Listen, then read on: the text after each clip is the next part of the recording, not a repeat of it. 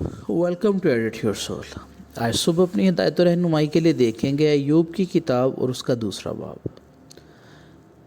शैतान अय्यूब को दोबारा आजमाता है। फिर एक दिन खुदा के बेटे आए कि खुदावंद के हजूर हाजिर हों। शैतान भी उनके दरमियान आया कि खुदावंद के आगे हाजिर हो, और खुदावंद ने शैतान से पूछा कि तू कहाँ से आता है।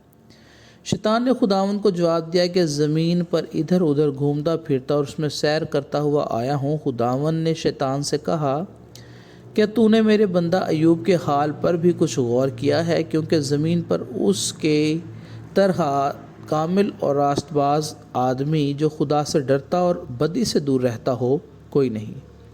और गो तूने मुझको उभारा कि बेसबब उसे हलाक करूं, तो भी वो अपनी रास्ते पर कायम है।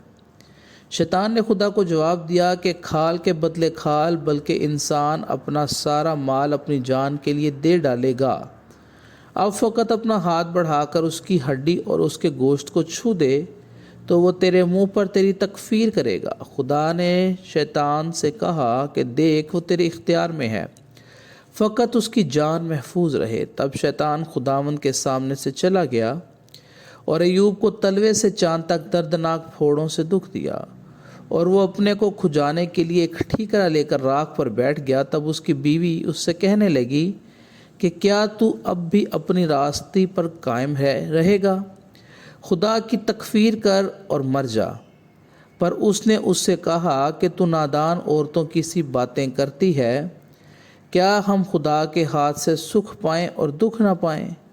इन सब बातों में अय्यूब ने अपने लबों से खता न की। अय्यूब के दोस्त आते हैं। जब अय्यूब के तीनों दोस्तों तिमानी अलिफज और सूखी बलदद और नुमाती ज़फूर ने उस सारी आफत का हाल जो उस पर आई थी सुना, तो वो अपनी अपनी जगह से चले, और उन्होंने आपस में अहद किया कि जाकर उसके साथ रोएं और उसे तसल्ली दें। और जब उन्होंने दूर से निगाह की और उसे ना पहचाना, तो वो चिल्ला चिल्ला कर रोने लगे, और हर एक ने अपना पैरहन चाक किया और अपने सर के ऊपर आसमान की तरफ धूल उड़ाई।